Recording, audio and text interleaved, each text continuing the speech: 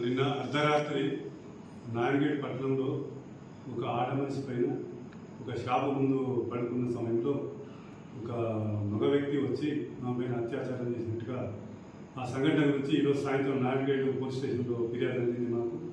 దీనిపైన case register చేసి దర్యాప్తు చేపట్టినాము.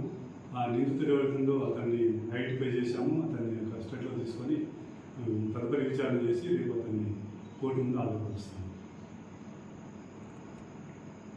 సాక్ష్యాలు ప్లస్ సీసీ కెమెరాలు వెరిఫై చేశాము. దాని ఆధారంగా అతన్ని గుర్తించి అతని పైన